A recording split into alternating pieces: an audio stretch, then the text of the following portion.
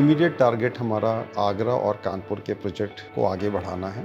DPR बनाने का काम अभी 3 शहरों के लिए चल रहा है, प्रयागराज, मेरठ और झांसी। कौन सी ऐसी चीजें हैं जो बाकी मेट्रो रेल परियोजनाओं से यूपी एमआरसी को अलग करती हैं? हमारी मेट्रो में आप बर्थडे सेलिब्रेट कर सकते हैं, किटी पार्टीज कर सकते हैं। प्राइवेसी चाहिए तो डिपो में ट्रेन खड़ी करके वहाँ पे भी शूट किया जा सकता है। एक ट्रांसफॉर्मेशन होने वाला है, सबसे फास्टेस्ट मेट्रो बनाने का खिताब लखनऊ मेट्रो और कानपुर मेट्रो में रहा है। लिम्का बुक ऑफ रिकॉर्ड का खिताब आज की तारीख में सीसीएपी एयरपोर्ट लखनऊ में। एक मैंने आपकी एक बहुत इंटरेस्टिंग स्टेटमेंट पढ़ी है कि अब लखनऊ को बिफोर मेट्रो और आफ्टर मेट्रो के नाम से, ईरा के नाम से समझा जाएगा। क्या कहना चाहेंगे? मेट्रो आपकी है, हमको कहीं ना कहीं सोल और रूह कनेक्ट करनी पड़ेगी पैसेंजर के साथ। भूतनाथ स्टेशन के पास में एक लेडी का चैन स्ट्रेचिंग करके मेट्रो में घुस गया। हम लोग उसको ट्रेन में देख पा रहे थे क्योंकि हर ट्रेन में करीब 26 कैमरे लगे हुए हैं। आम धारणा होती है कि मेट्रो के निर्माण में बहुत लागत आती है और मेट्रो घाटे में चलती है। इस पर आप क्या बोलेंगे?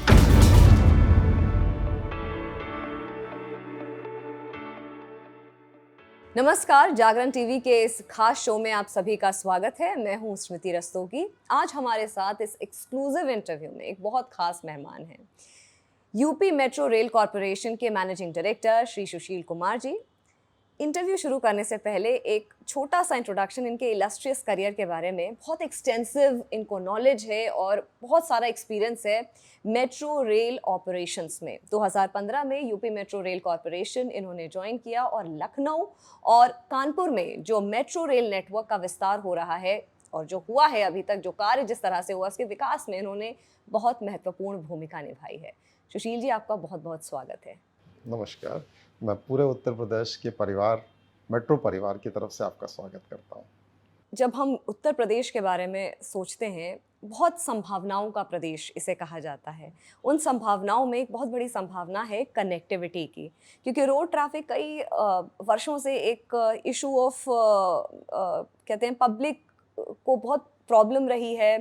पब्लिक की तरफ से ये रहा है कि भाई बहुत वक्त ट्रैफिक जैम्स में बीतता था, लेकिन जिस तरह से लखनऊ में मेट्रो का विस्तार हुआ है और जो कनेक्टिविटी और जो सुविधाएं उपलब्ध कराई गई हैं, सबसे पहले जानना चाहूँगी कि ट्रैफिक के मद्देनज़र ये जो लखनऊ मेट्रो रेल कॉरपोरेशन का जो विस्तार हुआ है, जो ये संचालन हो रही है मेट्रो, क्या कहेंगे कितना सिग्निफिकेंट है इस ट्रैफिक को कट करने में और लोगों की ज़िंदगी को थोड़ा सुगम बनाने में?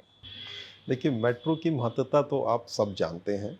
हम लोग आज की तारीख में किसी भी मेट्रो में जो ईज़ ऑफ ट्रैवल है, जो कंफर्ट है एयर कंडीशनिंग कोच में, जो सेफ्टी है खासकर वुमेंस के लिए, जो इंडिपेंडेंस ऑफ मूवमेंट मिलती है छोटे बच्चों को, चाहे उन्हें स्कूल जाना हो या कोचिंग में जाना हो, जो एक ईज़ ऑफ टाइमिंग है उन सब लोगों के लिए जो सीनियर सिटीज़न हैं, जो जाकर के कहीं कंसल्टेंसी का काम करते हैं या फिर शॉपिंग करती हैं लेडीज़, वो पूरा सोसाइटी को चेंज कर रहा है।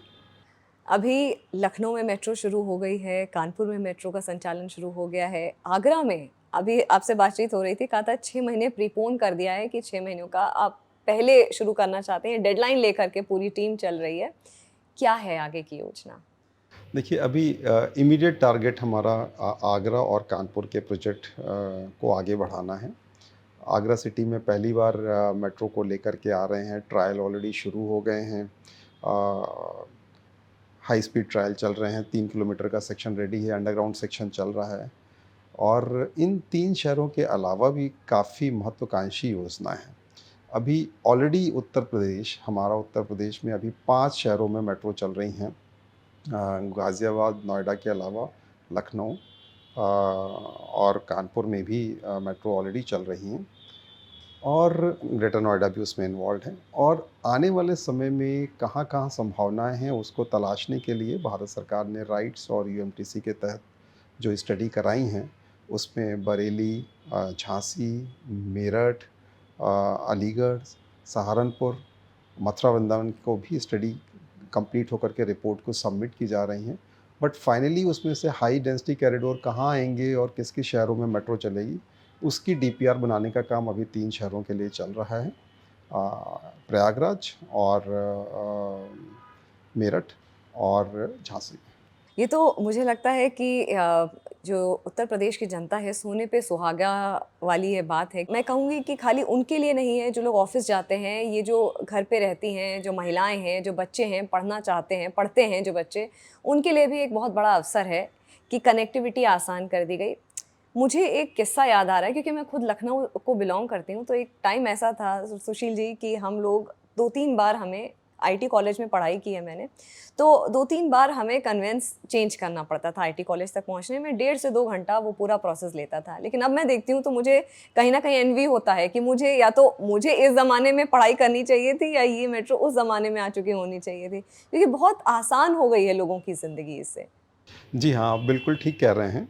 न केवल कम्फ़र्ट आया है बल्कि एक आई विल से कि एक कॉन्फिडेंस आया है। हमने जब मेट्रो शुरू की और हम कुछ नया और अलग करना चाहते थे, तो एक छोटा-सा एक्सपेरिमेंट किया कि हमारे जितने भी लोगों का सामान मेट्रो में छूट जाता है, वो कभी भी उनको पास वापस ना पहुँचे, ये नहीं होना चाहिए। जब मेरे बेटे की जेब कट गई एक दिन दिल्ली मेट्रो में ट्रैवल करते हुए उस भीड़-भड़क्के में, और फिर उसके बाद में जो एफआईआर लॉन्च कराने से लेकर के वो आज तक मोबाइल नहीं मिला, उसके बाद हम लोगों ने सोचा कि कुछ यहाँ अलग करेंगे। और जब मेट्रो शुरू की, जितने भी हमारे कॉन्ट्रैक्चुअल स्टाफ हैं, चाहे वो सफाई वाले हों या फिर सिक्योरिटी वाले हैं, उनको हम 4 लोगों को हर महीने अवार्ड कर देते हैं। और आज नतीजा ये है कि हम हर हफ़्ते 1 मोबाइल लोगों का जो मेट्रो में छोड़ जाते हैं वो वापस करते हैं। हर 3 हफ़्ते में 1 एप्पल का मोबाइल, हर हफ़्ते 1 लैपटॉप, हर 3 हफ़्ते में 1 एप्पल का लैपटॉप वापस करते हैं। और अभी तक करीबन 30 लाख रुपए कैश वापस कर चुके हैं। इससे जो कॉन्फिडेंस लोगों में आया है, जब मुझे याद है कि एक लेडी का ओरिजिनल सर्टिफिकेट छूट गए थे लखनऊ यूनिवर्सिटी के, तो जब उनको फ़ोन करके बताया गया क्या, क्योंकि उनके पास उनके उस कागज़ में उनका नंबर भी था लकीली, तो उन्होंने कहा कोई बात नहीं, आप अपने पास रखिए, मैं शाम को जब वापस आऊँगी तो ले जाऊँगी आपसे। ये सच में बहुत सराहनीय है कि इस तरह से जो लोगों का ट्रस्ट है वो भी आपने जीता, ना केवल एक ज़िंदगी आसान और सुगम बनाई, लेकिन वो जो ट्रस्ट है, ट्रस्ट का फैक्टर मुझे लगता है सुशील जी ये बहुत इम्पोर्टेंट है जब आप इस तरीके की शुरुआत करते हैं, कोई नई योजना शुरू करते हैं। और लोगों का उस तरह से भी ट्रस्ट जीतना बहुत ज़रूरी है कि लोग ट्रैवल करें। लोग क्योंकि अभी पता ही नहीं है, हमारी ये भी बात हो रही थी कि लोगों को पता ही नहीं है कि क्या-क्या सुविधाएँ यूपी मेट्रो रेल कॉर्पोरेशन के अंतर्गत हैं, मौजूद हैं, जो लोग ले सकते हैं, उन सुविधाओं का लुत्फ़ उठा सकते हैं। तो ऐसी कौन-सी सुविधाएँ हैं? देखिए, मैं एक चीज़ बोलना चाहूँगा, जब हमने मेट्रो शुरू की, तो ये एक सिर्फ़ इंफ्रास्ट्रक्चर नहीं होना चाहिए था, ये हमारा मोटिव था। हमारा ध्येय था कि इस मेट्रो में जान डाली जाए, इसमें रूह डाली जाए, इसमें एक सोल होनी चाहिए। जब तक कनेक्ट नहीं होगा पब्लिक के साथ में, शायद हम सक्सेसफुल नहीं हो पाएँगे। उस ध्येय से बहुत सारी स्कीम शुरू की गई। जैसे अभी हम लोगों ने ये चर्चा की अवार्ड वाली, उसी तरीके से कुछ इनोवेटिव बहुत टाइम पहले शुरू किया कि आप आज की तारीख में शायद जानती भी नहीं होंगी कि हमारी मेट्रो में आप बर्थडे सेलिब्रेट कर सकते हैं, किटी पार्टीज़ कर सकते हैं, आपको मैरिज का शूट करना है वो कर सकते हैं, प्राइवेसी चाहिए तो डिपो में ट्रेन खड़ी करके वहाँ पे भी शूट किया जा सकता है। हमारी अकेली ऐसी मेट्रो है जहाँ पर एयरपोर्ट पे मेट्रो स्टेशन के अंदर एक लॉन्च के जैसे फैसिलिटी अवेलेबल है। आप किटी पार्टी वहाँ बहुत आराम से ट्रैवल करने के बाद में इकट्ठे होकर के कर सकते हैं। इस तरह की कुछ स्कीम शुरू की गई। हमारे यहाँ एफ़एम शुरू किया गया कई साल पहले, अपना एफ़एम है, हम लोग यहाँ पे करते हैं।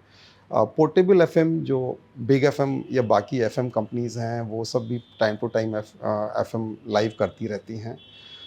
इसके अलावा हज़रतगंज स्टेशन पे ज़्यादातर शुक्रवार को हम लोग 6 से 8 कुछ ना कुछ फंक्शंस रखते हैं, जिसमें कोई कल्चरल फंक्शन है, कोई बैंड है, कोई भी शहर का नागरिक जो अपनी कला का प्रदर्शन करना चाहे, उसके लिए हमारा ये प्लेटफ़ॉर्म है। ये शहर वालों की मेट्रो है, उनके लिए है। वो जो भी अपनी आर्ट का प्रदर्शन करना चाहें, कोई हम स्कूल वालों को इनकरेज करते हैं कि आइए अपने बच्चों का डांस प्रोग्राम करिए, कल्चरल प्रोग्राम करिए, कोई चार्ज नहीं है। आपका प्लेटफ़ॉर्म है, आपका स्टेज है, ये मेट्रो आपकी है।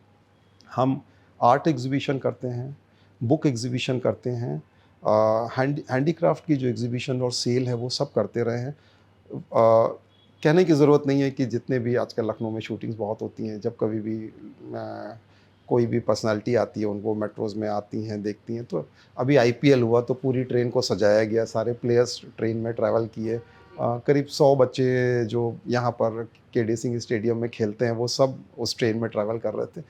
जब तक हम सोल नहीं डालेंगे मेट्रो में, कनेक्ट नहीं करेंगे लोगों से, तो ये इंफ्रास्ट्रक्चर का पूरा आउटपुट नहीं मिलेगा। ये जो कनेक्शन की बात आपने कही, ये मुझे ऐसा लगता है कि जो कंटेम्प्रेरी जो रिक्वायरमेंट्स हैं, जैसे-जैसे चेंज हो रहा है, क्योंकि बहुत डायनामिक हम एक ऐसे सिनेरियो में हैं कि चीज़ों का विस्तार बहुत तेज़ी से हो रहा है और आप ऐसा प्लेटफ़ॉर्म दे रहा है यूपी मेट्रो रेल कॉर्पोरेशन, मुझे लगता है ख़ासकर लखनऊ अपने हज़रतगंज में इतना बड़ा एक आपने कहा कि ये जो प्लेटफ़ॉर्म आप प्रोवाइड कर रहे हैं, तो ये जो युवा पीढ़ी की रिक्वायरमेंट है, जो ग्रोइंग बच्चों की रिक्वायरमेंट है, ये कनेक्ट कर पाएँगे कि जी हमारे शहर की मेट्रो है और हमारे शहर में यूपी मेट्रो रेल कॉर्पोरेशन या लखनऊ मेट्रो रेल कॉर्पोरेशन के नाम से लोग उससे कनेक्ट कर पाएँगे बेहतर। अच्छा, यूपी एक बहुत बड़ी आबादी वाला प्रदेश है, राज्य है। ऐसे में जो मेट्रो रेल नेटवर्क जो बिछाया गया है, चाहे लखनऊ की बात करूँ, कानपुर की बात करूँ और अब आगरा की बात करूँ, कितना चुनौतीपूर्ण था इस कार्य को एग्ज़ीक्यूट करना? देखिए, किसी भी ग्रीनफ़ील्ड प्रोजेक्ट के जगह एक ब्राउनफ़ील्ड प्रोजेक्ट को काम करना जिसमें शहर पूरा बसा हुआ है, बहुत सारे लोग हैं जिनको की तकलीफ़ होती है, उनके साथ में काम करना हमेशा चैलेंजिंग रहता है। लेकिन जितना सहयोग लोगों से मिलता है, क्योंकि उनको भी लगता है कि एक ट्रांसफ़ॉर्मेशन होने वाला है, वो जो शुरू में अ, मेट्रो बनाने के टाइम में जो दिक्कत होगी, उसके बाद में एक बहुत सुकून मिलता है, उनका बिज़नेस बढ़ता है, उनके प्रॉपर्टी के रेट बढ़ते हैं, आना-जाना आसान हो जाता है। तो इसलिए जो सहयोग लोगों से मिला है, वो वाक़ई काबिल तारीफ़ है और शायद हम उसी की वजह से सक्सेस भी हो पा रही है हमारे प्रोजेक्ट की। हमेशा लोगों से, लोकल लोगों का सहयोग हमें मिलता रहा है। बिल्कुल। और ऐसे कौन से इनोवेशन हैं या ऐसे कौन से अचीवमेंट्स हैं अभी तक, अगर मैं बात करूं, क्योंकि 2015 से 2014 में, अगर मैं गलत नहीं हूं, तो यूपी मेट्रो रेल कॉर्पोरेशन की शुरुआत हुई थी। 2015 से आप कार्यरत हैं और 2023 हो रहा है। 2023 तक में लखनऊ, कानपुर और अब आगरा। आपको क्या लगता है कि कौन सी ऐसी चीज़ें हैं जो बाकी मेट्रो रेल परियोजनाओं से यूपी एमआरसी को अलग करती हैं? एक बहुत बड़ा परिवर्तन जो हमने लाने की कोशिश की, चूँकि हम में से ज़्यादातर लोग इस परिवार में दिल्ली मेट्रो परिवार से थे, तो हमें ये मालूम था कि कहाँ पर ज़्यादा एम्फेसिस देने की ज़रूरत है, परिवर्तन लाने की ज़रूरत है। उनको अमल करते हुए हम लोग सबसे फ़ास्टेस्ट मेट्रो बनाने का खिताब लखनऊ मेट्रो और कानपुर मेट्रो में रहा है। जहाँ लखनऊ में हम लोग 3 साल से भी कम टाइम में मेट्रो बना पाए एलिवेटेड सेक्शन में, उसी तरीके से कानपुर में हमें महज़ 2 साल 2 महीने ही लगे। किसी भी अंडरग्राउंड स्टेशन का सबसे तेज़ काम करने का लिम्का बुक ऑफ रिकॉर्ड का खिताब आज की तारीख में सीसीएपी एयरपोर्ट लखनऊ में, जहाँ 19 महीने में हम लोग एक अंडरग्राउंड स्टेशन तैयार करवा पाए। तो ऐसे कई सारे खिताब हैं, चाहे वो ग्रीन एनर्जी को लेकर के हो या आईजीवीसी के सर्टिफिकेट सबसे ज़्यादा हमारे स्टेशंस पे हैं। ऐसे बहुत सारी चीज़ें हैं जो हम लोगों ने पहली बार की। करीब 23-24 चीज़ें ऐसी हैं जो टेक्निकल चीज़ें, जो फर्स्ट टाइम इंडिया में यूपी मेट्रो ने की। कुछ चीज़ें ऐसी भी हैं जो वर्ल्ड में फ़र्स्ट टाइम हम लोगों ने की। जैसे ट्रेन का सैनिटाइजेशन कोविड के दौरान यूवी किरणों से कैसे किया जाए, जिस तरीके से ऑपरेशन थिएटर सैनिटाइज़ होते हैं, हमने वो प्रक्रिया ईजाद की। बाद में वो डिफेंस के साथ में अप्रूवल भी लिया गया। उसी तरीके से जो पैसेंजर्स के टोकन हैं उनको भी सैनिटाइज़ किया गया। कुछ टेक्निकल इनोवेशंस भी, जैसे ट्रेन के अंदर जो ऊपर पैंटोग्राफ लगा होता है, उसके कैमरे को कैसे इंटीग्रेट करना है, वो सारी चीज़ें भी पहली बार इंडिया में या वर्ल्ड में हम लोगों ने करके दिखाई। तो एक टेक्निकल इनोवेशन जो है वो एक हमारा स्ट्रॉन्ग होल्ड रहा है। लेकिन उसी तरीके से जो नॉन टेक्निकल है वो भी हमारा एक फ़ोकस्ड एरिया रहा। जैसे मैंने कुछ ये अवार्ड स्कीम की बात की या लोगों को इन्वॉल्व करने की बात की, तो दोनों फ्रंट पे साथ में चलने का प्रयत्न करते रहे हैं। एक होलिस्टिक अप्रोच के साथ मुझे लगता है कि आपके लीडरशिप के अंडर में जिस तरह से चीज़ें हो रही हैं, अ, एक और चीज़ जो मेरे ज़हन में इस वक्त आ रही है सुशील जी, कि महिला सशक्तिकरण, विमेन एम्पावरमेंट को लेकर के भी यूपी मेट्रो रेल कॉर्पोरेशन बहुत सुर्खियों में रहा है। यहाँ तक कि अगर मैं गलत नहीं हूँ तो लखनऊ मेट्रो जो पहली ट्रेन थी वो चलाने वाली भी एक महिला ऑपरेटर थी। इसके बारे में भी हमारी ऑडियंस को कुछ बताइए। देखिए, अगर हम वुमेन सेफ्टी को सबसे ज़्यादा प्रोमिनेंट मानते हैं अपनी मेट्रोज़ में, और इतने सारे फीचर्स लगे हुए हैं उसमें, इमरजेंसी कॉल से लेकर के सीसीटीवी कवरेज, बट पैरेलली खुद वोमेन भी फोर फ्रंट में रही हैं। हमारे यहाँ पर ट्रेन ऑपरेशन में सबसे ज़्यादा महिलाओं की भागीदारी है। एक टाइम में ऑलमोस्ट 31% ट्रेन ऑपरेटर लेडीज़ हुआ करती थी। अब विस्तार होने के बाद में भी ये परसेंटेज काफ़ी हाई है। और हर फील्ड में, चाहे वो टेक्निकल फील्ड हो, ट्रेन मेंटेनेंस हो या सिग्नलिंग सिस्टम का मेंटेनेंस हो, हर जगह, और ऑफिसर्स भी, हेड ऑफ द डिपार्टमेंट भी, हर जगह पर वुमेन का पार्टिसिपेशन और सशक्तिकरण इस ऑर्गेनाइजेशन द्वारा में देखा जा रहा है। अच्छा, इससे एक और चीज़ मेरे मन में आती है कि अगर मैं वर्क कल्चर समझना चाहूँ यूपी मेट्रो रेल कॉरपोरेशन में, तो क्या ये सरकारी वर्क कल्चर है या निजी वर्क कल्चर के हिसाब से, सेक्टर के वर्क कल्चर के हिसाब से यहाँ पे काम होता है? और किस तरह से आप अपने ऑर्गेनाइजेशन में क्या कुछ नया, क्योंकि इनोवेशन की आप बात करें तो इस ऑर्गेनाइजेशन में क्या कुछ इनोवेटिव टेक्नोलॉजी या इनोवेटिव वर्क कल्चर किस तरह से है? देखिए, हमने दोनों का मिक्सचर किया हुआ है, दोनों की बेस्ट चीज़ें ली हुई हैं। चूँकि ये गवर्नमेंट ऑर्गेनाइजेशन है तो गवर्नमेंट के रूल रेगुलेशन तो इन एनी केस फॉलो करने हैं। लेकिन बैठने का सिस्टम, काम करने का सिस्टम, प्रोजेक्ट को मॉनिटर करने का सिस्टम, देखिए आप, एक घड़ी लगी हुई है कि कितने दिन बचे हुए हैं आगरा प्रोजेक्ट को काम करने के लिए, जो हर रिवर्स ऑर्डर में कम होती जाती है। ताकि एक प्रेशर है, लेकिन हम जानते हैं कि हमें इतने दिनों में काम करना है, इतने दिन के अंदर इस प्रोजेक्ट को डिलीवर करना है। सारे एग्जीक्यूटिव्स और सीनियर सुपरवाइजर्स के पास में लैपटॉप है, वो उस पे काम करते हैं, सब आपस में इंटीग्रेटेड रहते हैं, प्रोजेक्ट मॉनिटर करते हैं, सेट टेम्पलेट्स हैं, वीकली मॉनिटरिंग है। तो ऐसे बहुत सारी चीज़ें की गई हैं, जिससे हम लोग बाकी कन्वेंशनल गवर्नमेंट ऑर्गेनाइजेशन से अलग होकर के, और जो प्राइवेट ऑर्गेनाइजेशंस की जो अच्छाइयाँ हैं, उनको लेते हुए इस ऑर्गेनाइजेशन को आगे बढ़ा रहे हैं। सरकार द्वारा यूपीएमआरसी को सर्वश्रेष्ठ मल्टी मोडल मेट्रो रेल से भी सम्मानित किया गया। ये इसके बारे में भी आप हमें कुछ बताइए कि क्या है ये मल्टी मोडल मेट्रो रेल? शुरू से हमारा एम्फेसिस ये रहा था कि जो बस स्टेशन है, रेलवे स्टेशंस हैं, या फिर इवन एयरपोर्ट है, उससे हमारी कनेक्टिविटी बेहतर से बेहतर होनी चाहिए। ये नहीं कि आपको आधा किलोमीटर या 1 किलोमीटर जाना पड़ रहा है। करीब 95 मीटर के डिस्टेंस पे हमारा एयरपोर्ट से हमारा मेट्रो का स्टेशन है, बिल्कुल सामने है। जो यहाँ का आईएसबीटी है आलमबाग में, हम महज़ 20 मीटर के डिस्टेंस पे हैं, एक छोटा-सा फुट ओवर ब्रिज सिर्फ 20 मीटर का है। इसी तरीके से चारबाग स्टेशंस पे हमने सबसे पहले ये प्रयोग किया, जब हमारे स्टेशन से सीधे आप रेलवे स्टेशन के किसी भी 6 प्लेटफ़ॉर्म पे जा सकते हैं। उनका टिकट काउंटर हमारे मेट्रो स्टेशन पे भी खोला गया। ये एक इंटीग्रेशन ना केवल हमने लखनऊ में किया, जिसके लिए हमको बेस्ट मेट्रो विद इंटीग्रेशन का अवार्ड मिला।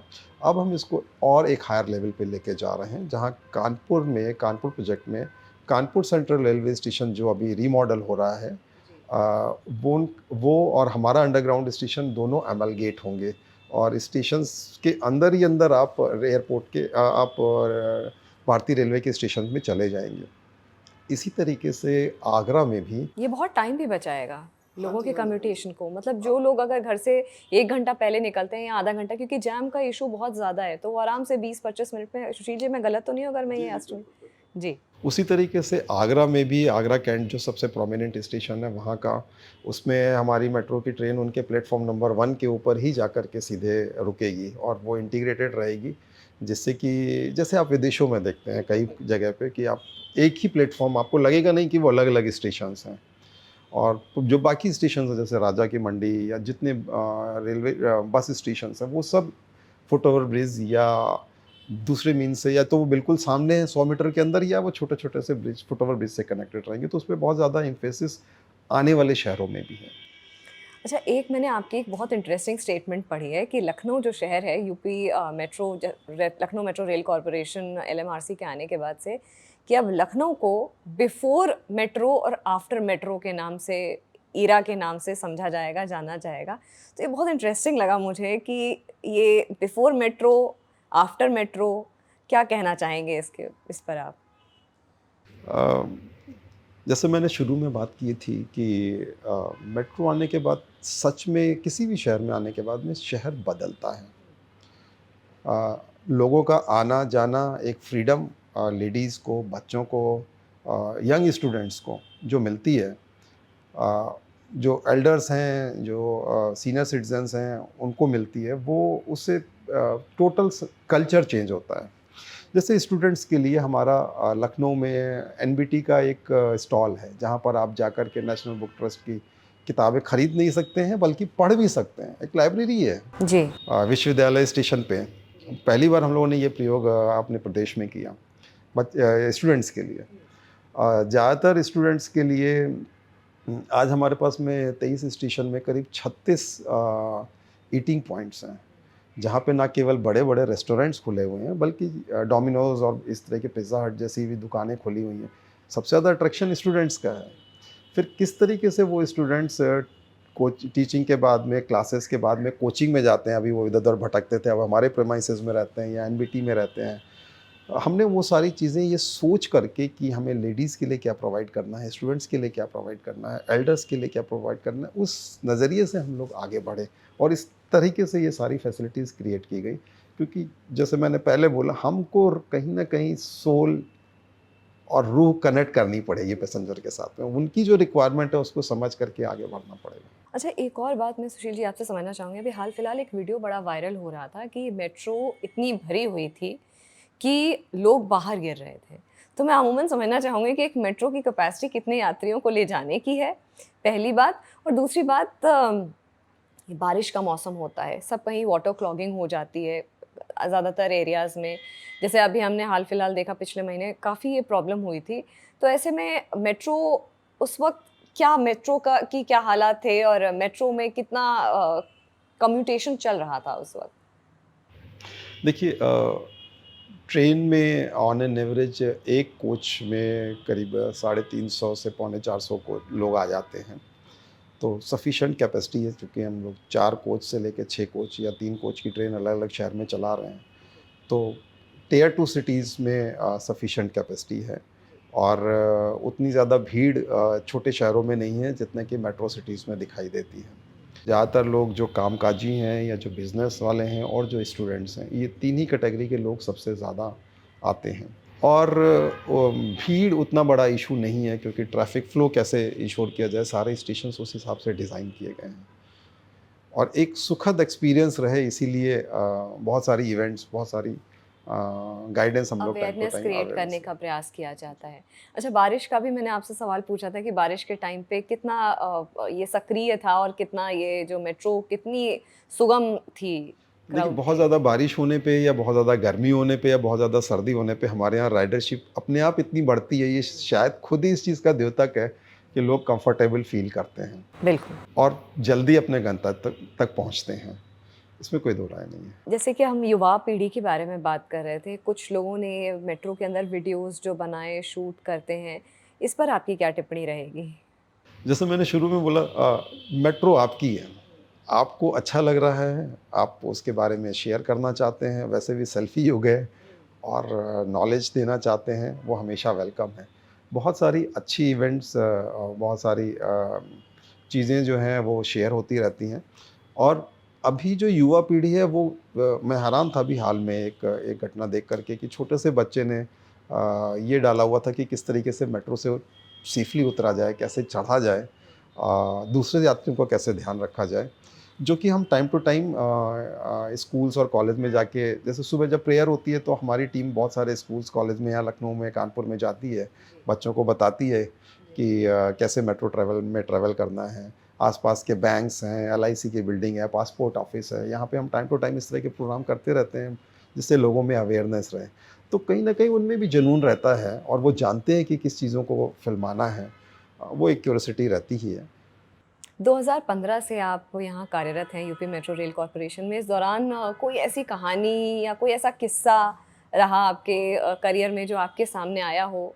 क्योंकि पब्लिक डीलिंग है, आप डायरेक्टली पब्लिक से कनेक्ट करते हैं। तो ऐसे में कोई ऐसा किस्सा आपके सामने आया हो जो आप आज हमारे साथ मैं साझा करना 1-2 इंसिडेंट्स का ज़िक्र करना चाहूँगा। जब हम लोगों ने बोला कि हम लोगों के सामान, लैपटॉप और मोबाइल हर हफ़्ते एक-एक वापस करते हैं।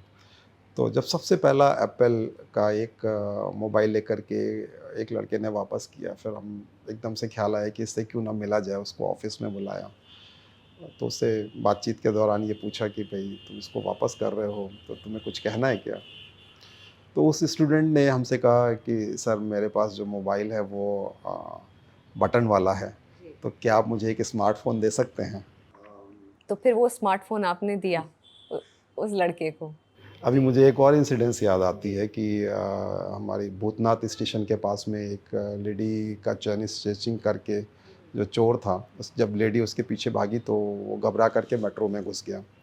लेडी ने आकर के सिक्योरिटी पे जैसे ही बताया और हमारे स्टेशन कंट्रोलर ने तुरंत प्लेबैक करके देखा और बताया कि क्या वो ये आदमी है। हम लोग उसको ट्रेन में देख पा रहे थे क्योंकि हर ट्रेन में करीब 26 कैमरे लगे हुए हैं, हर स्टेशन पे करीब 60 से 70 सीसीटीवी लगे हुए हैं। फिर हमने उसको ट्रेन में ही दबोचा और उनकी दोनों बालियाँ और चेन वहीं पे बरामद की। तो ये सब कहीं न कहीं कॉन्फिडेंस देता है कि समाज को सुधारने के लिए नहीं बल्कि समाज की सुरक्षा के पॉइंट ऑफ व्यू से, लोगों की सुरक्षा के लिए जो कुछ भी प्रयोग किया जा रहा है वो कहीं न कहीं रिटर्न में मिलता है।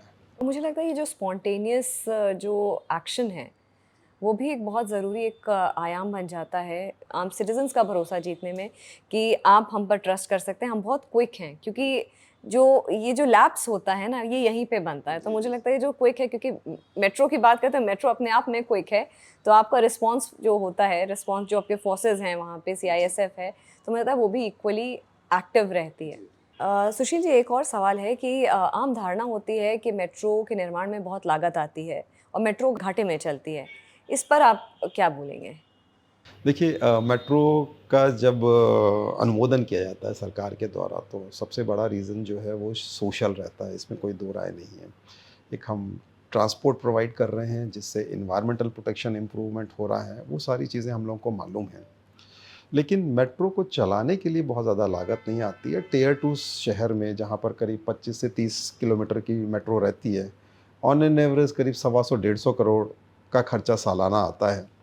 और इसमें से करीब 25 करोड़ के आसपास हम लोग नॉन फेयर बॉक्स से, एडवर्टाइजमेंट से और प्रॉपर्टी डेवलपमेंट से कमा लेते हैं और बाकी जितना हमें पैसा चलाने के लिए चाहिए उतना हम लोग कमा लेते हैं, घाटे में नहीं है। Cash in cash out almost बराबर रहता है। हाँ, जब हमको लोन वापस करना है या जो हमारे 8,000 से 10,000 करोड़ का जो एसेट क्रिएट होता है एक छोटे शहर में मेट्रो बनाने के लिए, उसका जो डिप्रिसिएशन है क्योंकि हम एक कंपनी हैं, तो कंपनी के जो तरीके हैं अकाउंटिंग के, उसके हिसाब से जो ये सारी चीज़ें जोड़ते हैं, तो नेट में लॉस होता है, लेकिन रोज़-रोज़ का खर्चा हम लोग निकाल लेते हैं। एक और नई नीति है जिसे कहते हैं टीओडी, ट्रांज़िट ओरिएंटेड डेवलपमेंट। ये एक नीति लाई गई है। तो इसमें एक मेट्रो की आय बढ़ने की बात करी गई है और एक यात्रियों के लिए सहूलियत और बढ़ाने की बात की गई। इस पर भी आप प्रकाश डालिए। देखिए मेट्रो के लिए सेल्फ सफिशिएंट होना निहायत ज़रूरी है, इसमें कोई दो राय नहीं है। तो ट्रांजिट ओरिएंटेड डेवलपमेंट की जो स्कीम है वो भारत सरकार ने 2017 में निकाली थी, लेकिन उत्तर प्रदेश ने अभी उसके तहत अपनी पॉलिसी इशू की और अभी पहला प्रदेश है जिसने एक डिटेल पॉलिसी अभी हाल में निकाली है। और जो मेट्रो के दोनों तरफ 500 के मीटर के अंदर के जो इससे लेके 800 मीटर तक के एरिया में जो मोहल्ले इलाके आते हैं, वहाँ पर आप अपना लैंड यूज़ चेंज कर सकते हैं, आप एफएआर बढ़ा सकते हैं। तो उससे जो कमाई एक्स्ट्रा सरकार की होगी वो कुछ सरकार के पास जाएगी, कुछ मेट्रो के पास जाएगी। लेकिन रेजिडेंशियल एरिया को क्लब करके शायद अब वहाँ पर कमर्शियल एक्टिविटीज़ की जा सकती है। इस तरह की बहुत सारी सुविधाएँ पहली बार देश में दी जा रही हैं और ये एक पॉलिसी के तहत ये एक अच्छी चीज़ है। हमें डेफ़िनेटली उम्मीद है कि ये अब बहुत जल्दी अगले स्टेज पे हम लोग जाएँगे और धीरे-धीरे रेवेन्यू भी बढ़ेगा इससे। इसके अलावा हम लोग हाल में ही एक और एक्सपेरिमेंट कर रहे हैं, जहाँ पर जो लैंड पॉकेट्स हैं, उसको डेवलप करना है। पहली मेट्रो है देश में जहाँ पर उत्तर प्रदेश सरकार ने हमको करीब 86 एकड़ की लैंड दी है सीजी सिटी में, जिसका हम लोग कमर्शियल डेवलपमेंट करेंगे। कंसल्टेंट ऑलरेडी ये हायर हो चुके हैं। उसी तरीके से जो छोटे-छोटे से लैंड पॉकेट्स हैं उसको भी हम लोग डेवलप करेंगे। क्योंकि जो मेट्रोज़ बाहर में 4-5 मेट्रोज़ 204 मेट्रोज़ में जो प्रॉफ़िट में हैं वो एक्चुअल में रियल एस्टेट कंपनीज़ हैं। और हम थोड़ा-सा पोर्शन पॉलिसी के तहत रियल एस्टेट और बाकी एडवर्टाइज़मेंट वगैरह से कमाना चाहेंगे, सेल्फ सफिशिएंट होने के लिए ताकि हम अपना लोन भी पे कर सकें। जो रोज़-रोज़ का खर्चा है वो तो हम ऑलरेडी निकाल रहे हैं। बहुत अच्छी ये चर्चा रही आपके साथ सुशील जी, और मुझे लगता है कि ओवरऑल ना केवल मेट्रो के बारे में समझना, लेकिन वो जो प्रोसेस है बिहाइंड द सीन जो है वो भी समझने का मुझे एक बहुत अच्छा मौका मिला आज। बहुत बहुत धन्यवाद। फिलहाल इस खास बातचीत में इतना ही। मुझे दीजिए इजाज़त। नमस्कार।